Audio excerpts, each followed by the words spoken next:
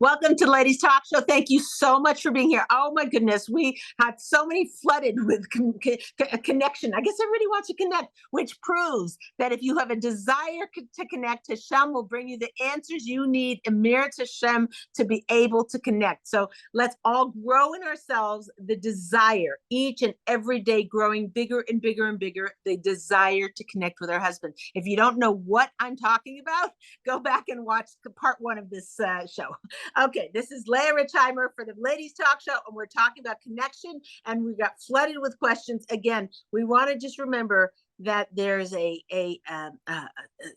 deep desire in a woman to connect to her husband. It gets blocked by 10 different things: resentments, lack of ability to forgive, lack of a desire strong enough to connect. There's a zillion things, external. Wait, that's external. Hello, wake up. That's external. External things that block us from connecting, and internal things that block us from connecting. And external might be something he did that we can't forgive him for, or we're just so busy and frazzled in our life we don't make the put it as a priority to connect. A lot of external things can happen. Internal is, we saw our parents not connecting, and so we just don't have good role models from it. Or when we connected, we got burned and hurt, and our feelings were hurt. So there's a lot of different external and internal things that block connection, and we want to grow our desire for connection to our husband, and we want to minimize all the obstacles and work on sweeping them out of the way, examining them, looking at them, or just throwing them away without even looking at them. Like sometimes you clean a closet and you go through every little thing, and sometimes it's probably I don't need it. So you want to do that with this. You want to examine some things, and some things just throw away that are blocking you externally and internally from being able to connect. So let's go right into it. We got a bazillion questions we're going to try and ask about connection, and let's hope that I can think of the answers. Okay, go ahead, Deb. What you got for me? Okay, Gitty's asking, your show last week made me realize that I busy myself so much with the kids that my husband probably feels second best. How can I fix this and make him feel more important after all these years? Excellent question. So you got that, ladies? She's frazzled with the kids and focusing on the kids, right? Because the kids yell and scream and cry and whatever, and they're like there, and the husband's like, okay, I'm all right, I'm fine. I'll have a peanut butter and jelly sandwich.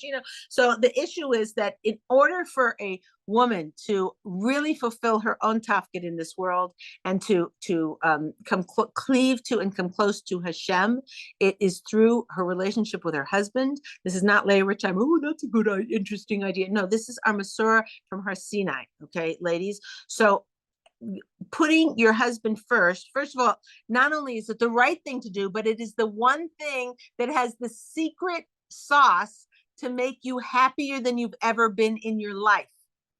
I'm going to say that again. Making your husband your top priority is the secret sauce to making you happier than you've ever been in your life. So to answer this question, she's been making her husband feel second best all the time. She's after the kids, and I get it, busy. There's a difference when your husband comes home and you're bathing the kids. One is, I'm bathing the kids. The other is, oh, welcome home. I'm bathing the kids. I'll be down in like 5 minutes to welcome you home, right? Like if you were on the other end of that, if you walked in your front door and your husband either says nothing, or your husband says, hey, whatever, maybe that's a nice hello, but what if he came to the door and greeted you and say, oh, I'm so happy you're home, wouldn't you be over the moon? Well, it's the same on the other foot.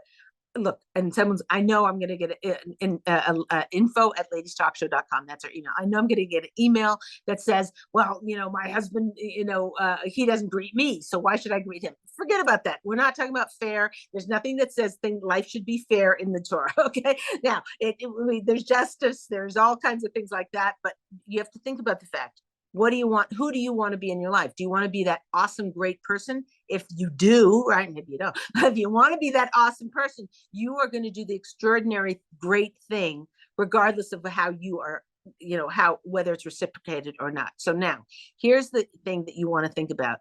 When your husband comes home and you want to be that great person, making him the priority in your life is going to turn him into a husband who absolutely devotes himself and cleaves to you and loves you. Now, you may not see it like that. You may not see it for a month or 2 months. You will eventually, Mirat Hashem, see it. But even if you don't see it, the whole tone in the house will shift to make you happier. It's guaranteed. It's the way God, it's the Bria, it's the nature, it's how God created the world. So the point is, for you, making that shift, you do it in little bits of pieces. If you're giving the kids a bath and you're focused on them, let your husband know he's the most important thing to you by yelling out I'm coming, just a few minutes, I'm bathing the kids. That gives him the message that he is your number one priority, even though you've got very, very stressful and demanding obligations with your children. So this is something to work on, to think about constantly. It has to start with internally, from you getting it and saying, okay, Leah, I get it. I'm making him my priority because my life will be better. There'll be so much bracha in my life that I'll have less to run after. I won't lose the passing for this kid. That kid will do better in school. All of the bracha that you want in your life is guaranteed to you by making your husband the priority. Try this at home. It's guaranteed. You will witness it. And we know from Chazal, this is how a woman builds the koyach in her home and brings the Shekhinah into her home. Beautiful question. Okay, what else you got? Okay, Dina's asking, how do I get that balance between being whiny versus softly requesting things from my husband? You said there's no balance. You only ask softly for me. There's no whining. Hello, where did you get the memo? So hello, I'm sorry. The whining is never, like, first of all, I'm going to be the husband for a second, and I'm going to say, what was her name again? What was her name? Dina. Yeah. Okay. I'm going to be the husband now. Dina, I'm so upset that the dinner's not ready on time. Why isn't the dinner ready? Right? Versus, I'm being the husband again.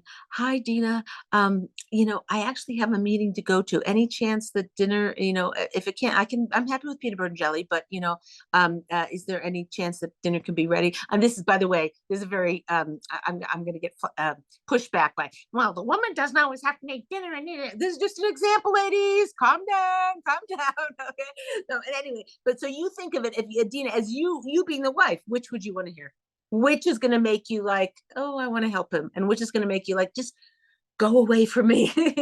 So why? There's never whining. There's no balance. There's no trying to figure out that. It's just no whining. The less whining you do, the more cooperation, I can say that, the more cooperation you'll have in your household, and the more closeness. And that's the whole point of this show, is to talk about how to get closer and closer, and how to remove the obstacles that keep you from close. And last of part one of this, I talked a lot about forgiveness, and you should go watch it if you haven't, because a lot of times it's hard to desire for closeness with your husband when you have all these resentments and lack of forgiveness, whatever. And I covered that in part one. So, okay, what's the next question? Okay, this is quite a heavy one.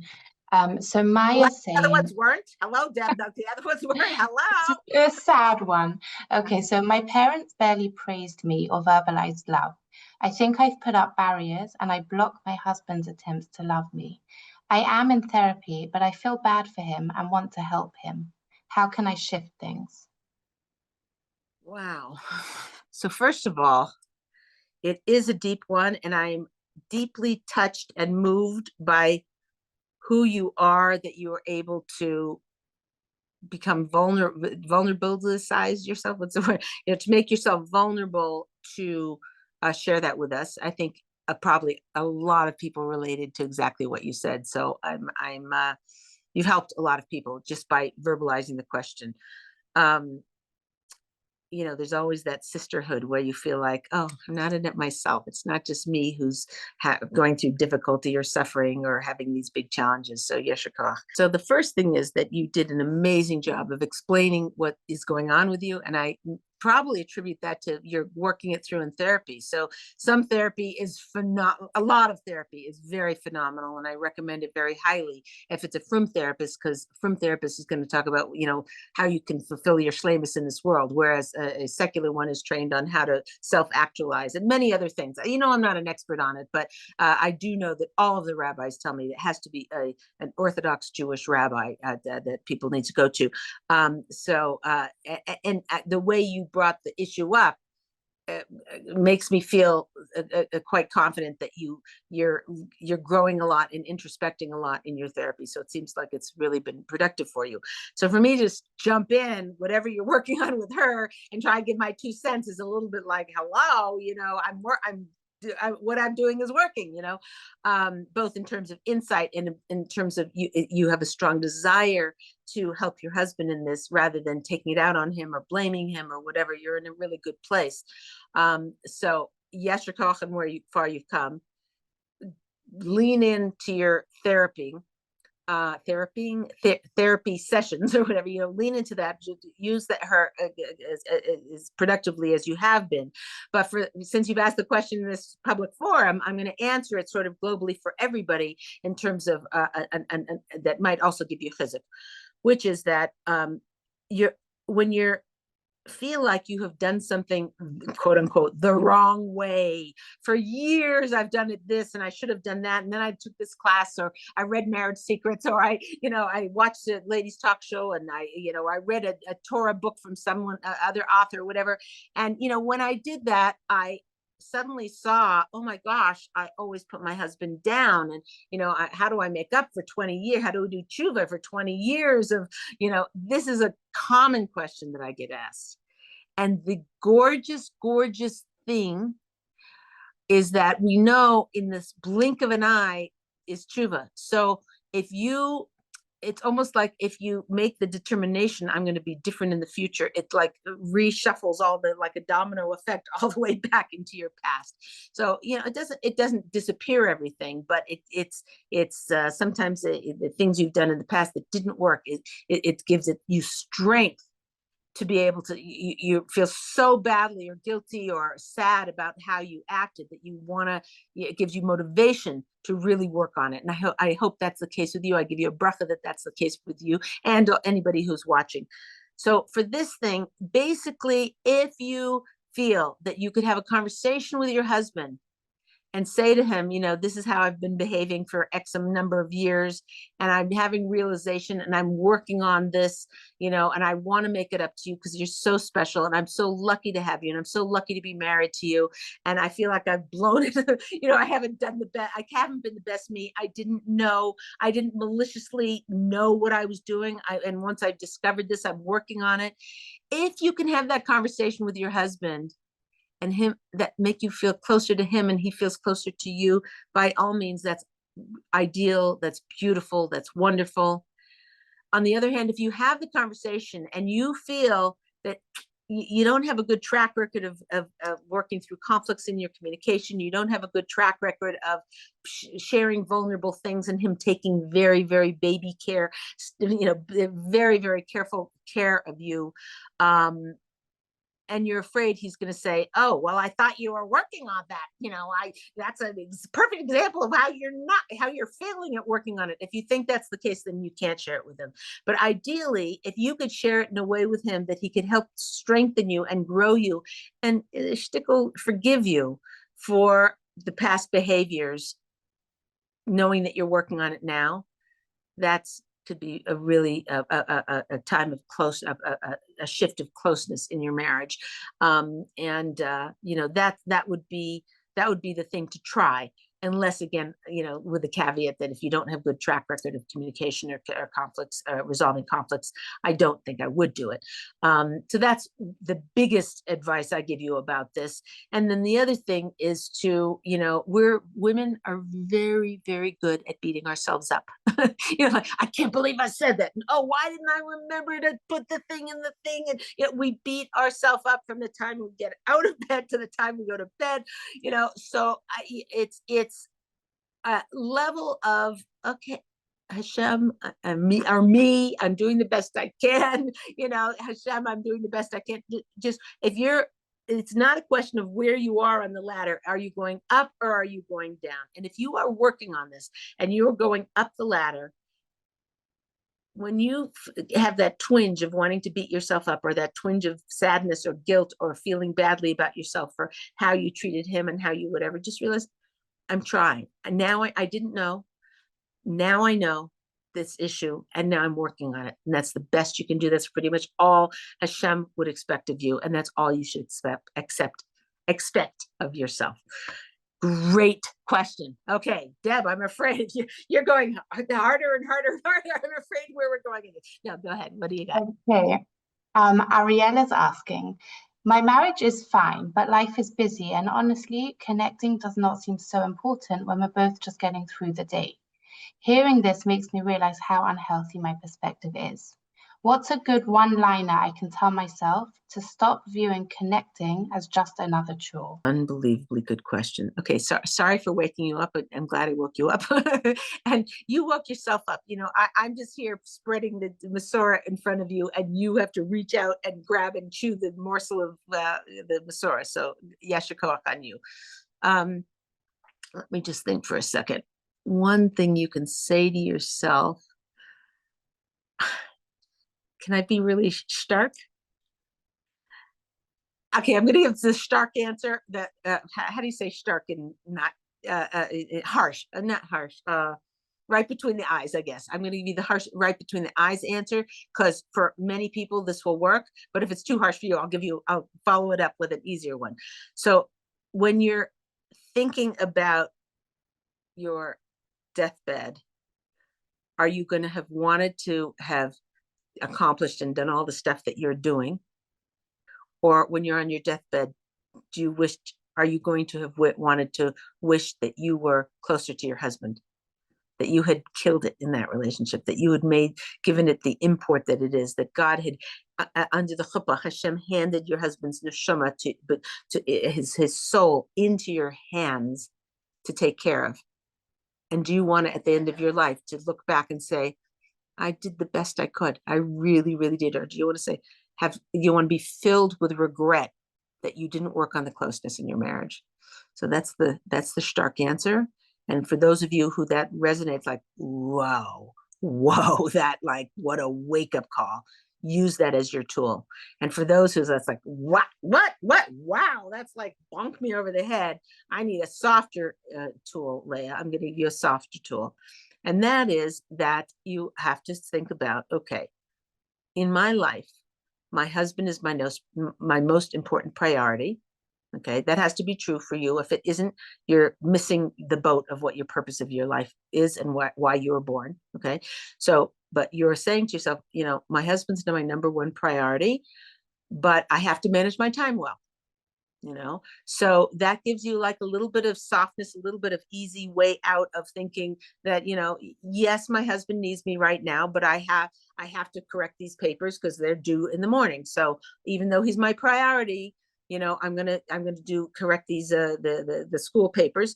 And if he's your priority, right? If he was the king or the if it was Hashem himself or whatever, you wouldn't just like, I'm doing this now, this is what I have to do. You would say, I'm really sorry, I'd really love to be there for you, but I've got to correct these papers. Can we tomorrow at 7:00 after I feed the kids and put them to bed?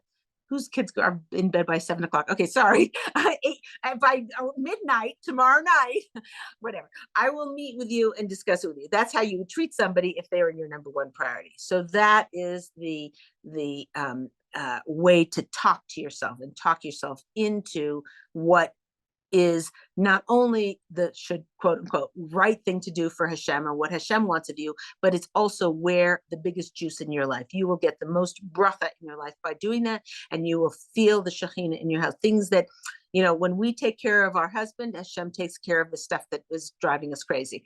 It's emes. That's not Leah Richheimer. That is a Chazal.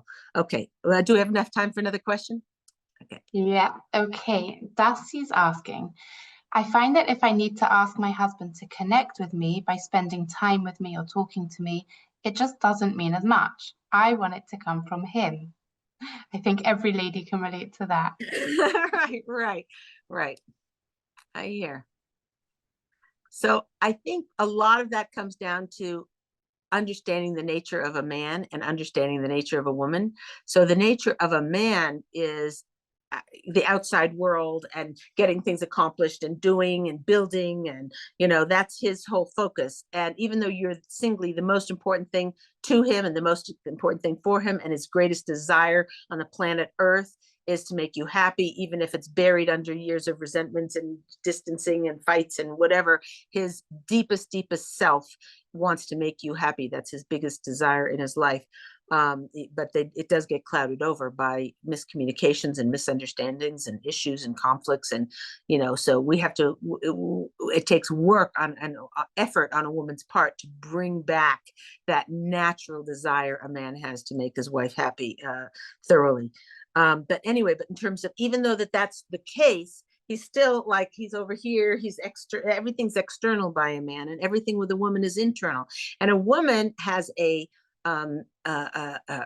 she's a relationship being. She's everything revolves around how this one said to her, what she said to somebody else, or what happened. When she thinks back on what happened in the day, it's usually a listing of different interactions or thoughts she had about interactions.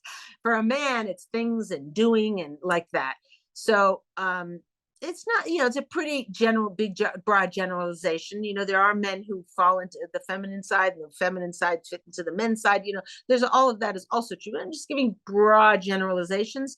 The reason I'm doing that is to understand that is that when you say you want to connect with him, that is a fully natural thing for you to do. It's an extension of your identity. It's an extension of yourself. A man doesn't, it's not an extension of anything. He's got to manufacture that out of nothing, because he's a thing person and you're a people person. So to expect him to be you or to be like a woman is, it's like saying, I wish I was 6 feet tall. I mean, it's just kind of like, that's not who he is. And you're just going to be disappointed. And one of the greatest causes of unhappiness and suffering in the world is thwarted expectations. And if you are expecting him to be a way that he can't be or doesn't naturally be, it's a bit of a waste of time, I think you will admit. So your answer for that is, don't be upset with him that you're the one who's driving the relationship closeness. That's our avoda. That's our privilege. That's our natural instinct. That's our, maybe it's thwarted by a lot of stuff, but it's our natural instinct to want to connect and to be close to. I mean, just take, for example, and I don't know if you can relate to this or whatever, when a woman holds a little baby, she's like, oh, she's like, there's this whole bond. It can be a stranger, it can be from somebody she doesn't like, baby, like there's this, and the guy's like, it's a baby. Like, what's the big deal? It's like a baby, So if you think about that, they're so different. The people connection and the thing, for a man, whatever. Anyway, that, I hope you get my point. The bottom line is for you to let go of those expectations, to accept him for who he is, and to nurture in your husband. Every woman has a choice. She can either make or break her husband, and you have the potential to make him and to think everything he does is good, even though you have certain expectations of him. If you drop your expectations and with a generous heart,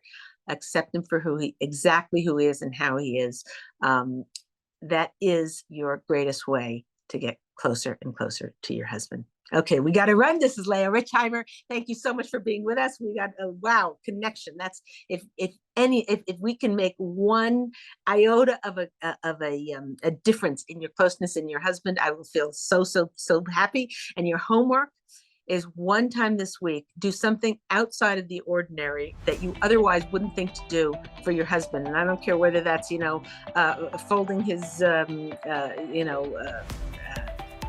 towel after he showered. I don't know, I'm just thinking these stupidest examples, but something really outside of the ordinary to take care of him and do something for him one time this week. Okay, it's Leah Richheimer for the Ladies Talk Show. We'll see you next time.